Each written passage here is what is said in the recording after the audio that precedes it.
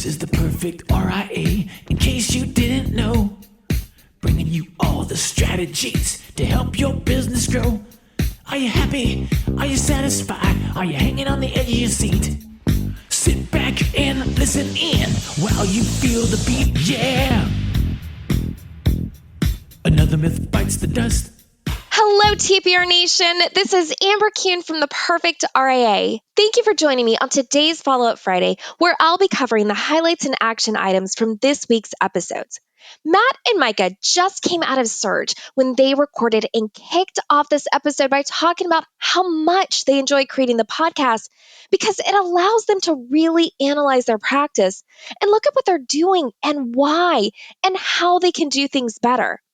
Micah said that they're sharing what's actually happening in their practices, both the good and the bad.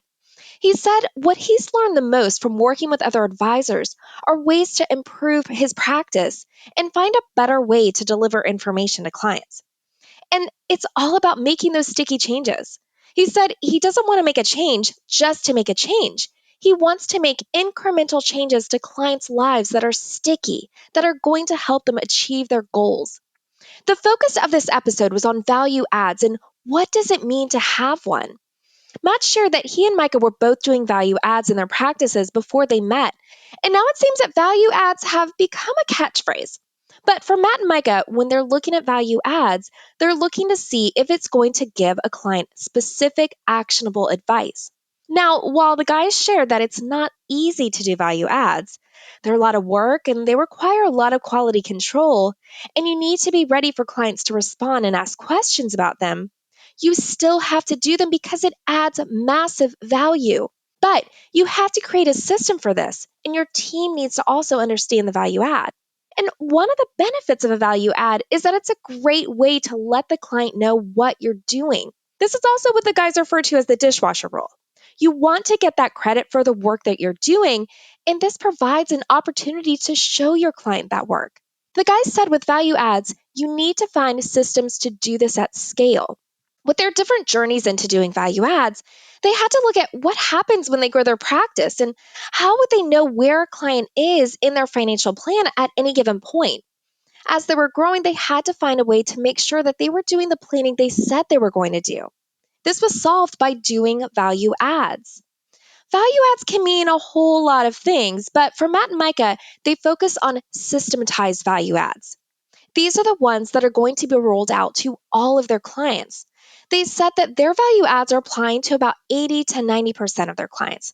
For those that it's not applicable, they'll pull them and manually do an alternative, but they said don't get hung up that you have to find a value add that fits 100% of your clients. With systems and value adds, the guys mentioned that you need to consider what are things that you can delegate to your team. They're always looking for what are those steps that they can pull out of the process and then hand to someone else. This is where checklists come into play. And Micah gave the example of using the 37-point checklist from Retirement Tax Services. But he said with anything, you want to educate your team. Micah shared another benefit of Surge meetings related to value adds, which is that when he's in a client meeting, he's prepping for that next value add. He said, we're always looking at this next year saying, great, what value adds are we going to do? Matt added, don't be hesitant to reuse value adds. You don't need to come up with some new value add every year. Guardrails are their core value add, and they use this every single year. But he said, the reality is it just needs to be really simple. Micah said, value adds need to be unique to the client in the way that it's customizable for them. He gave long-term care as an example of this, which can be broken down by state based on where the client lives. Now, there's a lot of work that goes into this, but it provides massive value to the client and allows you as the advisor to have impactful conversations. Matt discussed the long-term care piece value add further. He said they're trying to make it as simple as they can. There's a lot more that's being thought about, but if you go any deeper, then the client doesn't understand, and then there's no action taken. And he said the ultimate success of a value add is by a client understanding it and knowing what action they do or don't need to take. Micah shared how this is the same with his buckets report. They're looking at it in today's dollars. They're not forecasting. He'll tell his clients, we're going to plan based on what we know today, and then here's the backup plan. It gives the client something in their control. They can control their cash flow and spending, and now he's empowering his clients and they're in control of their finances. Let's get into action items from Monday's episode. Do value adds. With this week's episode airing in December, this is a great time to start with value adds and use the 1099 letter. Backstage Pass and Invictus members, this is a reminder that you can download our examples within the Backstage Pass. You need to systematize your value adds. You have to have a system in place. And your team needs to do these value adds themselves, and they need to be able to explain to you what the value add is. And lastly, you have to have a rock solid quality control process. Moving on to this week's What Works Wednesday episode, we had a special What Works Wednesday this week as Micah took over the show and was joined by Stephen Jarvis from Retirement Tax Services. Micah and Stephen shared that they were getting questions from other advisors related to Schedule Cs and wanted to talk about some details with planning for clients with small businesses. Stephen said, when we talk about business structures, when we talk about LLCs, a lot of people want to talk about the taxes first. We don't just set up business structures for tax purposes. We need to understand the tax impacts. Micah added that when he's working with clients who want to start their own business, they just want to rush out and start their own LLC and set up a long business plan and talk with an attorney. Micah will say, let's make a one-page business plan. You need to have a conversation to discuss if it's even worth setting up. Stephen said taxes are an important consideration, but they're not the driver. He said your entity determination should not start with what's the tax implication, that there are so many other things to consider before getting to the tax piece. Micah and Stephen then went through some myths and misnomers about LLCs, and that with a lot of these, they can really depend on the situation as well as the state that the client lives in, but that it's so important to set client expectations. Micah and Stephen said when setting up business structures that you need to first look at what you're solving for, and you need to set up expectations with clients before they've made decisions and filed for an LLC. And make sure the client knows that you want to be involved. Micah then went through how he communicates and explains LLCs to his clients.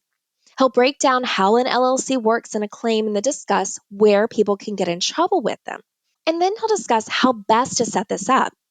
By simulating this, he says it helps the clients have a visual understanding of why they need to set things up in a certain way. Michael will also discuss the annual filing and how every state is different.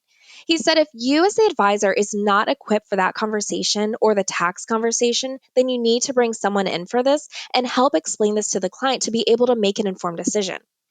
Stephen then went through reasonable calm. He said the idea is what would someone in a similar position who isn't the owner get paid to do that work? He said he likes to set things up in a way so that if the IRS came and asked questions, he'd feel comfortable explaining the rationale. Let's get into Wednesday's action items. You need to make sure that you have every tax return for every client every year. Look at creating a value add around checking to see if an LLC is active and current, or creating a guide on keeping your LLC current. This is also something that you can delegate to your team. If you work with small business clients, you need to get good at explaining how an LLC works and what are the first 3 steps a client needs to take. And lastly, you need to practice this explanation and not in front of a client. On this week's Worlds to Conquer, Jamie kicked off part 2 of her series on family firms and was joined by her father, Floyd Shalansky, where they started talking about the best part of working in a family firm, which is that it's family, and the worst part, which is that it's family, and you can never get away. They shared how their business was really big at one point and that they were surrounding themselves with the wrong people, and the changes that took place to help them focus on their core beliefs and made their firm what it is today. Jamie and Floyd then shared their experiences as well as their thoughts and opinions on working with family and making a transition within a family firm. They shared how nothing was handed to Micah and Jamie. When Micah got his CFP, Floyd told him that he wanted him on the brink of starving because that will give him the fire in the belly to do something about getting his own clients. Floyd said there's no reason to get excited when you're just handed over practicing clients. Jamie asked Floyd for his advice on transitions for advisors who are in a situation to take on a senior's book, or they're working and they don't see the end in sight of where they can become a solo advisor. Floyd said for the senior, they need to look at what it truly means for them. And a junior needs to sit down and ask that senior advisor, what does retirement look like for you? And what do you anticipate with this? He said they both need a vision board. Jamie recommends that there's an end date for the transition and that it can't be arbitrary. The senior needs to create a pathway for success so that the other advisor knows how they can get their income up and what the transition timeline really looks like for everyone involved. There needs to be a transition plan. Jamie and Floyd shared some experiences that they've dealt with and still deal with that are difficult for a family business because they have business related struggles, including difficulties of firing family members, and then they're still having Sunday dinners together. Jamie said to immerse your kids in motivational conversations, even if they hate it. When Jamie was growing up, she said that Floyd surrounded them with positive energy and people who were thinking differently. It conditioned them that there isn't just one concrete way of thinking. And Floyd said this is true and relatable when you're transitioning a practice as well. Let's get into action items from Thursday's episode. If you're in a transition period, or if you're thinking about bringing a junior on, you need to have those hard conversations. Look at your entity agreements and look at your options. And don't just talk to an attorney, you want to talk to a CPA.